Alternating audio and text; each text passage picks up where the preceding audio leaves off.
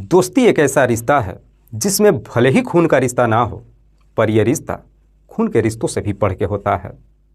पर आज की कहानी में एक लड़का अपनी दोस्ती का फर्ज कुछ इस तरीके से निभाता है कि जब इसका असलियत लोगों को मालूम चलता है तो वाकई में इसे सुनने के बाद हर किसी का सर शर्म के मारे झुक जाता है। नमस्कार, आदाब, मैं हसमुद्दीन और आप देख रहे हैं सफ़र क्राइम तक। दोस्तों, आज की जो मैं कहानी आपको सुनाने वाला हूं, दरअसल ये सच्ची घटना है पंजाब प्रदेश के अमृतसर शहर की। अमृतसर का एक गांव आता है सेरोबग्गा, और इसी सेरोबग्गा गांव का रहने वाला एक लड़का है जिसका नाम है जतिंदर सिंह। जतिंदर जिसकी उम्र अभी मात्र 20 साल के आसपास है। जतिंदर के पिता का नाम है तरसेम सिंह, जो अपने इलाके का एक बहुत बड़ा जमींदार है। तरसेम सिंह जो दो शादियां कर तो चुका है, लेकिन बावजूद इसके उसके दोनों पत्नियों की मौत हो चुकी है। पहली पत्नी से उसके 4 बच्चे हैं, जिसमें 2 बेटियां और 2 बेटा। दूसरी पत्नी से 3 बच्चे हैं, जिसमें 2 बेटियां और सबसे छोटा बेटा है जतिंदर। दरअसल जतिंदर जो अपने ही इलाके के एक हाई स्कूल में पढ़ाई करता है। बात कर रहा हूं मैं 1 जुलाई की रात्रि के करीब 9 बजे के आसपास। दरअसल घर के आंगन में जतिंदर और उसके पिता दोनों बैठ करके एक दूसरे से बातचीत कर रहे थे। उसी वक्त ही जतिंदर के मोबाइल पर एक फ़ोन आता है। उसके बाद से जतिंदर फ़ोन पे ही बातचीत करते हुए अपने घर से निकल जाता है और जाते वक्त अपने पिता से बोल करके जाता है कि मैं थोड़ी देर में वापस आ जाऊंगा। पर जब 2 घंटे का समय गुजर जाता है, रात्रि के करीब 11 बजे के आसपास तक भी जतिंदर जब वापस अपने घर पे नहीं आता है, तो अब तरसेम सिंह अपने बेटे के नंबर पे फ़ोन करता है। लेकिन तरसेम सिंह जब अपने बेटे के नंबर पे फ़ोन करता है तो अब जतिंदर का नंबर स्विच ऑफ बताने लगता है, जिसकी वजह से तरसेम सिंह अब अपने बेटे को ढूंढने के लिए घर से बाहर निकलता है और गांव के तमाम जगहों पे जाकर के ढूंढता है। पर बावजूद इसके जतिंदर का कहीं कुछ पता नहीं चलता है और आखिरकार तरसेम सिंह हार थक करके वापस घर पे आ जाता है और फिर पूरी रात अपने बेटे के आने का इंतज़ार करने लगता है। सुबह हो जाती है, पर सुबह तक भी जतिंदर घर वापस नहीं आता है। सुबह भी तरसेम सिंह जब अपने बेटे के नंबर पे फ़ोन करता है और जब जतिंदर के नंबर पे कॉल नहीं लगता है, तो तरसेम सिंह अपने 2 बड़े बेटों को लेकर के नज़दीकी थाने में जाता है और जतिंदर की गुमशुदगी की रिपोर्ट दर्ज करा देता है। पुलिस जब रिपोर्ट दर्ज कर लेती है, उसके बाद से पुलिस भी जतिंदर को ढूंढना शुरू कर देती है। हालांकि पुलिस भी अपनी तमाम कोशिश तो कर लेती है, एक दिन का और समय गुजर जाता है, पर बावजूद इसके जतिंदर के बारे में पुलिस को भी कुछ भी नहीं मालूम चलता है। और जब 24 घंटे का समय गुजर जाता है, उसके बाद से पुलिस अब जतिंदर के बारे में पता लगाने के लिए उसके मोबाइल नंबर का कॉल डिटेल्स निकालती है। डिटेल्स को जब चेक करती है तो मालूम चलता है कि जतिंदर एक नंबर पे आखिरी बार बातचीत किया था। पुलिस जब उस नंबर का डिटेल्स निकालती है तो मालूम चलता है कि वो नंबर किसी सुखबीर सिंह के नाम पर रजिस्टर्ड है। सुखबीर जिसकी उम्र है लगभग 22 साल के आसपास, जो जतिंदर के ही गांव का रहने वाला है। दरअसल ये सुखबीर सिंह जो कोई और नहीं बल्कि जतिंदर के ही बचपन का जिगरी दोस्त है। पुलिस को जब इस तरह की डिटेल्स मिल जाती है, 4 जुलाई को सुखबीर के घर पे जाती है और फिर सुखबीर से पूछताछ करने के लिए उसे लेकर थाने में आ जाती है। और पुलिस जब सुखबीर से जतिंदर के बारे में पूछताछ करती है तो सुखबीर भी पुलिस वालों को जवाब देते हुए कहता है कि हाँ साहब, 1 जुलाई को रात्रि के वक्त मैंने ही जतिंदर के नंबर पर फ़ोन किया था और उसे मिलने के लिए बुलाया था, लेकिन जब हमारी मुलाकात हो गई उसके बाद से जतिंदर वापस अपने घर चला गया। पुलिस थोड़ी देर सुखबीर से पूछताछ करने के बाद आखिरकार उसे छोड़ देती है।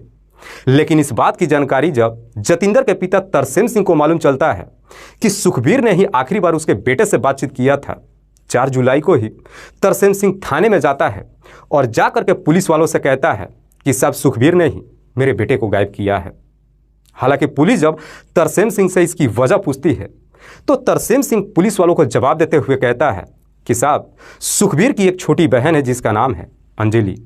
दरअसल मेरे बेटे जतिंदर और अंजलि के बीच में प्रेम प्रसंग चल रहा था। हो सकता है कि सुखबीर इसी वजह से मेरे बेटे को गायब किया होगा। तरसेम सिंह जब ये सारी बातें पुलिस को बताता है तो पुलिस को भी कहीं ना कहीं तरसेम सिंह के बातों में दम नजर आती है।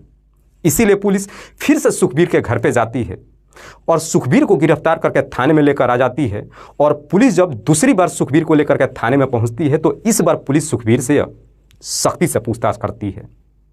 पुलिस जैसे ही अपनी थोड़ी सी सख्ती दिखानी शुरू करती है, आखिरकार सुखबीर भी पुलिस के सामने घुटने टेक देता है और रोते हुए पुलिस वालों से कहता है कि साहब जतिंदर अब इस दुनिया में नहीं है, दरअसल मैंने उसकी हत्या कर दिया है।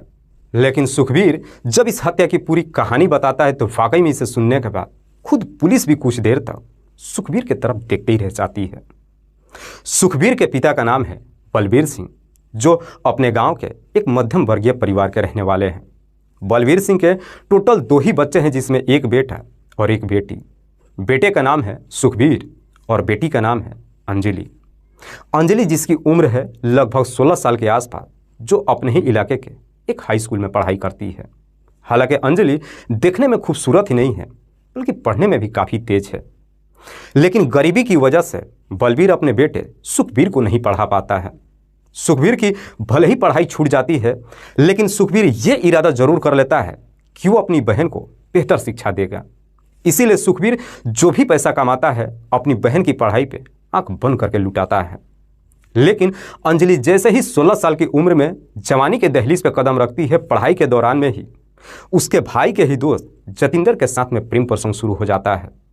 और जब अंजलि और जतिंदर के बीच में प्रेम प्रसंग शुरू होता है, उसके बाद से दोनों एक दूसरे से बातचीत ही नहीं करते हैं, बल्कि जब भी इन्हें मौका मिलता है मुलाकात भी कर लेते हैं। शुरू में तो इस बात की जानकारी किसी को नहीं मालूम चलता है, पर जैसे ही कुछ महीने का समय गुजरता है, आखिरकार एक दिन इस बात की जानकारी अंजलि के भाई सुखबीर को मालूम चल जाता है। लेकिन सुखबीर को जब ये मालूम चलता है कि उसकी बहन का उसके दोस्त जतिंदर के साथ में ही प्रेम प्रसंग शुरू हुआ है, ये जान करके सुखबीर को काफ़ी बुरा लगता है। सुखबीर जब जा करके इस बारे में अपनी बहन अंजलि से पूछताछ करता है, तो अंजलि भी अपने भाई से कुछ भी नहीं छुपाती है और साफ साफ लफ्ज़ों में अपने भाई से कहती है कि मैं जतिंदर से प्यार ही नहीं करती हूँ, बल्कि उससे शादी भी करना चाहती हूँ। हालांकि अंजलि जब अपने भाई के सामने शादी की पेशकश रखती है, सुखबीर इसके लिए तैयार नहीं होता है, क्योंकि इसकी 2 वजह होती है। रीति रिवाज के तहत जतिंदर और अंजलि, जो दोनों एक ही गांव के थे और एक ही गांव के रहने वाले लड़के और लड़कियों की शादी नहीं हो सकती है। दूसरी सबसे बड़ी वजह थी कि जतिंदर के ऊपर पहले से ही एक आपराधिक मामला दर्ज था। इसीलिए सुखबीर अपनी बहन को काफ़ी समझाने की कोशिश करता है और साथ ही साथ जाकर के अपने दोस्त जतिंदर से भी मुलाकात करता है और जतिंदर के सामने अपनी हाथ जोड़ करके उससे विनती करते हुए कहता है कि तुम मेरी बहन का पीछा छोड़ दो, उसकी ज़िंदगी मत बर्बाद करो, मैं उसे पढ़ा लिखा करके उसका बेहतर करियर बनाना चाहता हूँ। हालांकि सुखबीर जब जतिंदर के सामने अपनी दोस्ती का हवाला देता है, जतिंदर भी सुखबीर से वादा कर लेता है कि ना तो वो कभी अंजलि से बात करेगा और ना ही मुलाकात करेगा। पर जैसे ही कुछ दिन का समय गुजरता है, आखिरकार जतिंदर अपना वादा तोड़ देता है और फिर से पहले के जैसे ही अंजलि से वो बातचीत ही नहीं करता है, बल्कि मुलाकात भी कर लेता है।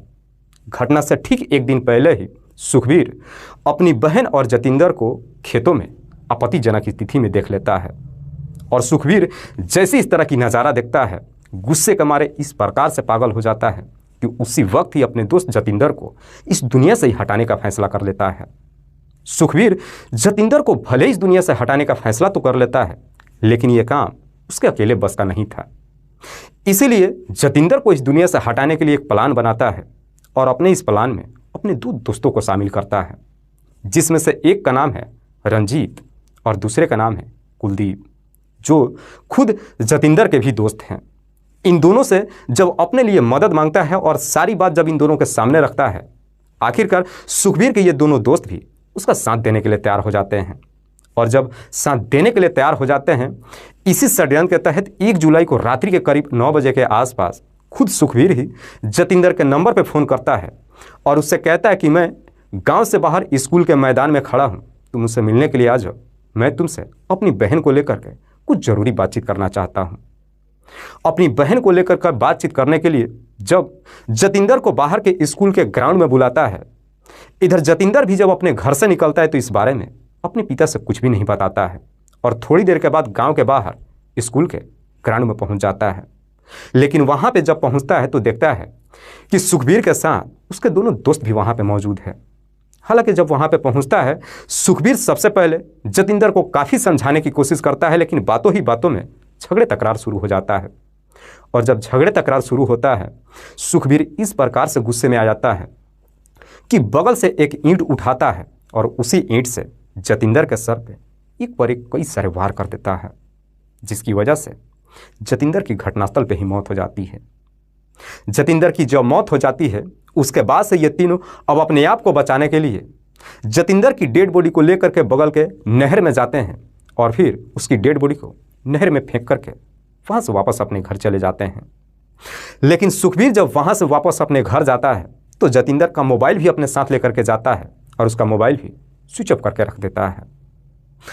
वाकई में सुखबीर जब ये पूरी कहानी पुलिस को बताता है उसके बाद से पुलिस सबसे पहले सुखबीर के ही तहरीर पर उसके दोनों दोस्तों को गिरफ्तार करती है और फिर इन तीनों को लेकर के इनके बताए हुए जगह पे उस नदी पे जाती है और फिर उस नदी में जतिंदर की डेड बॉडी को ढूंढने की अपनी तमाम कोशिश करती है।